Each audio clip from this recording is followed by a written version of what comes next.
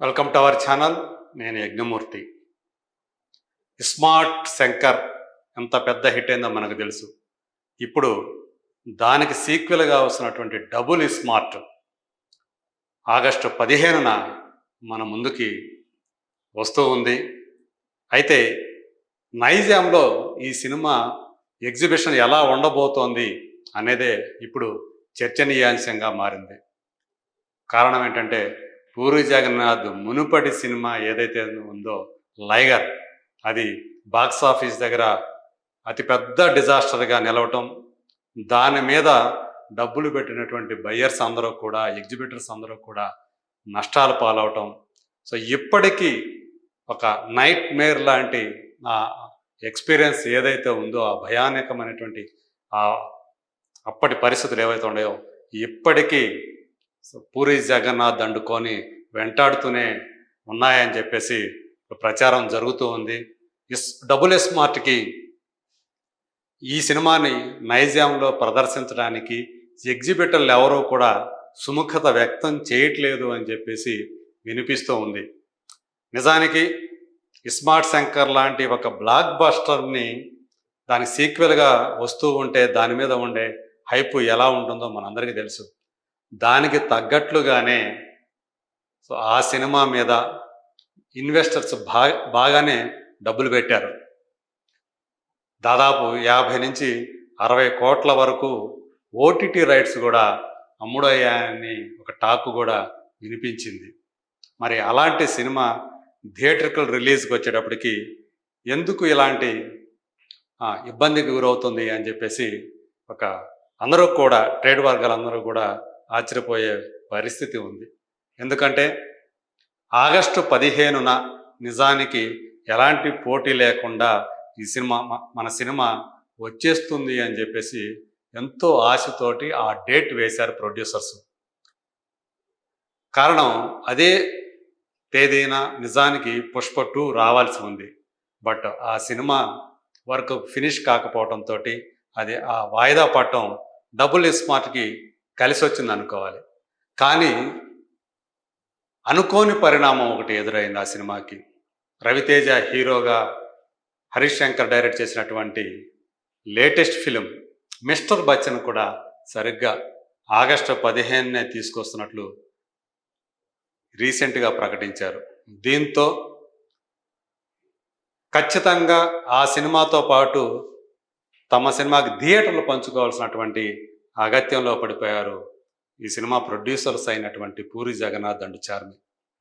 So మనకు తెలుసు, smart శంకర్ను కూడా పూరి కనెక్ట్స్ బ్యానర్ మీదే పూరి జగన్నాథ్ చార్మి ప్రొడ్యూస్ చేసిన సంగతి మనకు తెలుసు. సో రామ్ పోత్నేని హీరోగా, అలాగే కావ్య థాపర్ హీరోయిన్గా నటించినటువంటి ఈ సినిమా మీద అంచనాలు బాగానే ఉన్నాయి. కానీ ఇప్పుడు ఈ కొత్తగా తలెత్తినటువంటి సమస్య ఏదైతే ఉందో అది తలనొప్పిగానే మారిందని చెప్పాలి డబుల్ స్మార్ట్కి. డైరెక్ట్గా చెప్పకపోయినా కానీ ఎగ్జిబిటర్స్ అందరూ కూడా, నైజాం ప్రాంతంలో ఎగ్జిబిటర్స్ అందరూ కూడా దాదాపు 8 కోట్ల వరకు లైగర్ కారణంగా నష్టపోయారు. అంటే అందులో నిజానికి బయ్యర్ వరంగల్ శ్రీనివాస్ అయినప్పటికీ ఆయన దగ్గర నుంచి తమ థియేటర్లో ఆ సినిమాని వేసుకోవడానికి అడ్వాన్సులు కట్టినటువంటి ఆ ఎగ్జిబిటర్లు అందరూ కూడా లబోదిబోమని చెప్పి ఆ రోజు రోడ్డుకు కూడా ఎక్కారు. అందులో ఒకరైనటువంటి సునీల్ నారంగ్, ఏషియన్ సినిమాస్ సునీల్ నారంగ్ కూడా ఆ ఎగ్జిబిటర్లో ఉన్నారు. కానీ ఆయన స్వయంగా ఆ రోజుల్లో 3 కోట్ల వరకు ఆయన అడ్జస్ట్ చేశారు అని చెప్పేసి కూడా వినిపించింది. అందులో ఎంత నిజం ఉన్నప్పటికీ, నిజం ఉన్నా లేకపోయినా, ఇప్పుడు ఈ డబుల్ స్మార్ట్ని తమ థియేటర్లో వేసుకోవడానికి, ఆడించడానికి ఈ ఎగ్జిబిటర్లు అందరూ కూడా విముఖత వ్యక్తం చేస్తున్నారని చెప్పేసి వినిపిస్తూ ఉంది. దానికంటే మిస్టర్ బచ్చన్ని ఆడించడానికే వాళ్ళు ఎక్కువ మొగ్గు చూపుతున్నారని కూడా వినిపిస్తూ ఉంది. పైగా కేవలం మిస్టర్ బచ్చన్ మాత్రమే కాదు, అదే రోజు గీతా ఆర్ట్స్ 2 బ్యానర్ వాళ్ళు ప్రొడ్యూస్ చేసినటువంటి అనే సినిమా కూడా ఆ రోజే విడుదలవుతుంది. అంతేకాకుండా విక్రమ్ రంజిత్ కాంబినేషన్ రూపొందినటువంటి తంగలాన్ సినిమా కూడా ఆగస్టు 15 ప్రేక్షకులకు ముందు వస్తుంది. సో ఈ నేపథ్యంలో సోలో రిలీజ్ అనుకున్నది కాస్త ఒకవైపు విక్రమ్ సినిమా, ఇంకొక వైపు మిస్టర్ బచ్చన్ సినిమా, వీటితో పాటు గీతా ఆర్ట్స్ 2 ప్రొడ్యూస్ చేసినటువంటి సినిమా కూడా వస్తుండటంతో ఎన్ని థియేటర్లు తమకి లభిస్తాయి అనే ఒక మీమాంస కూడా ఇప్పుడు పూరి జగన్నాథ్ చార్మిల్ని వెంటాడుతూ ఉంది. సో పాత ఏదైతే అప్పులు ఏవైతే ఉన్నాయో దానికి సంబంధించి ముందర మమ్మల్ని ఒడ్డుకి బయటపడేసి ఆ తర్వాత మీ సినిమా రిలీజ్ చేసుకోండి అన్నట్లుగా ఇక్కడ ఉన్నటువంటి ఎగ్జిబిటర్లందరూ కూడా సో వాళ్ళు అన్యాపదేశంగా డిమాండ్ చేస్తున్నట్టుగా వినిపిస్తూ ఉంది. ఈ నేపథ్యంలో ఈ తలనొప్పి నుంచి, ఈ సమస్య నుంచి పూరి జగన్ అండ్ చార్మి ఎలా బయటపడతారు అనేది చాలామందిని వేధిస్తున్నటువంటి ఒక ప్రశ్నగా మనం ఇక్కడ చెప్పుకోవాలి. సో రిలీజ్కి ఇంకా 2 వారాల సమయం మాత్రమే ఉంది. ఈ లోపల వీళ్ళు ఏం చేయబోతున్నారు నైజాం ఏరియానికి సంబంధించి అనేది చూడాలి. అలాగే వైజాగ్ ప్రాంతానికి సంబంధించి లైగర్ దిల్ రాజు ఆ రోజు ఆయన ఆ సినిమాని రిలీజ్ చేయడం జరిగింది. సో దానికి సంబంధించినవి కూడా సమస్యలు ఉన్నాయని చెప్పేసి చెప్తూ ఉన్నారు. మరి దిల్ రాజు మరి వైజాగ్లో ఈ సినిమాకి తగినన్ని థియేటర్లు కేటాయిస్తారా లేదా అనేది కూడా ఒక ప్రశ్నగానే ఉంది. తర్వాత ఇది అంతా కూడా డబుల్ స్మార్ట్ సినిమా మీద పడుతూ ఉంది. అలాగే రామ్ పోతినేని కెరీర్ మీద కూడా పడుతూ ఉందని చెప్పాలి. సో ఏదేమైనా ఎన్నో ఆశలతోటి, ఎందుకంటే రామ్ పోతినేనికి ఇస్మార్ట్ శంకర్ ఇచ్చినటువంటి బూస్ట్ మామూలు బూస్ట్ కాదు.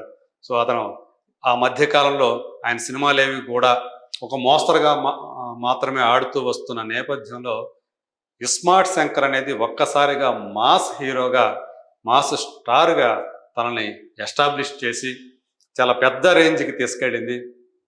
ఇప్పుడు ఆ కోవలోనే వస్తున్నటువంటి ఇది ఇంకా దాని టైటిలే డబుల్ స్మార్ట్ అని పెట్టారు కాబట్టి ఖచ్చితంగా మరింత బాగా తనని అంటే మాస్ స్టార్గా ఇంకొక మెట్టు ఎక్కిస్తుందని చెప్పేసి తను ఎంతో నమ్మకంతో ఉన్నాడు. రీసెంట్గా రిలీజ్ అయినటువంటి సాంగ్స్ కూడా చాలా బాగా పాపులర్ అయ్యాయి. సో ఈ నేపథ్యంలో ఈ నైజాం ఈ తలనొప్పిని బయ్యర్స్ నుంచి అలాగే ఎగ్జిబిటర్స్ నుంచి వస్తున్నటువంటి ఈ కొత్త సమస్య నుంచి తను ఎలా బయటపడతాడు, తన సినిమాకి థియేటర్లు పూరి జగన్నాథ్ అండ్ చార్మి ఎలా దక్కించుకుంటారు అనేది మనం వేచి చూడాల్సినటువంటి అవసరం ఉంది. చాలా అతి తక్కువ రోజుల్లోనే, తక్కువ కాలంలోనే మనకి ఏం జరగబోతుంది అనే విషయం మనకి తెలిసే అవకాశం ఉంది.